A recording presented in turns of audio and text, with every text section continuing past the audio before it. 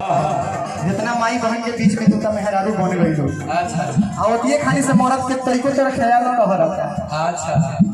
बताब तोरा के इतना दिन से कहता है कि अरे 10 रुपया में 20 रुपया तो कम से कम रख ले बानी। अब कहियो तू न कहला कि कहलो ना कहलो कि चलाओ गाड़ी में बैठा दी हमरा के। अच्छा तो अगर मर्द बानी तो पत्नी के धर्म होला, केतनो पत्नी गलत करे तो मर्दे में माफ करेला कि दूसरा से दुख सुनावे जाई तो मर्द से का सही होवन तू हैं ता कह इतना गोटा के बीच में हमारी इज्जत लेतो रू। अच्छा तो का हो जाई मर्दे बड़ा अगर एक दू चाटी लगी हो तो तारा समझ ले हो जाई हमनी बात में। ये बात आजकल के कल जीवन में होता पहली का लोग ना करे लेकिन कल में होता कैसे हो लेकिन कह गए पिया यो लबेला तोहरा कुछ ना पूछाला कुछ ना बुझाला हो कुछ ना बुझाला कुछ ना बुझाला हो कुछ ना बुझाला भइल बानी कनिया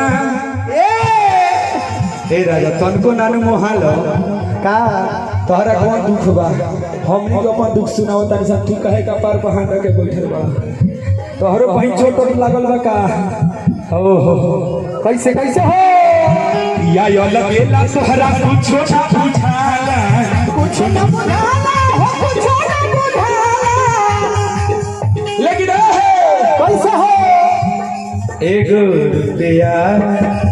ए पलमुआ हो चुप रहो ए सजना हो का कहता रू बोल के कहा ना हो एगो पायल मंगाई दो पलमुआ। चलो ना मुखिया जी से मांग के ले आ देता नहीं पायल अच्छा चाहिए पायलो पहिन गोड़ में कि गोड़ में अच्छा अच्छा गोड़ में पहिना जा रहा गोरे उनकर छोट बच्चे सबसे औरत लोग के देखे कि गहना बहुत प्यारा होला जौन की गहना के बहुत लोग इज्जत करेला करे के चाहिए है कि संपत्ति है यही से कभी कहले एगो पायल मंगाई दो बलमुआ एगो पायल मंगाई दो सजना बजाई अबे धाम न धरी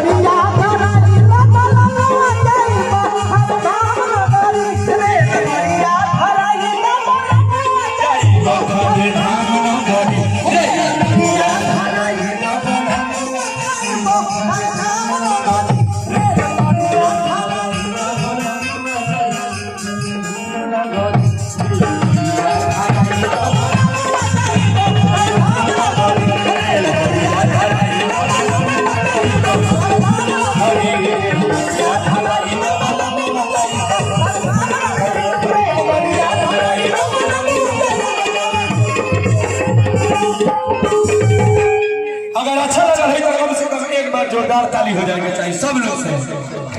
अभी तक कभी बाकी ना चलिए करा के कभी सुधारा जाता।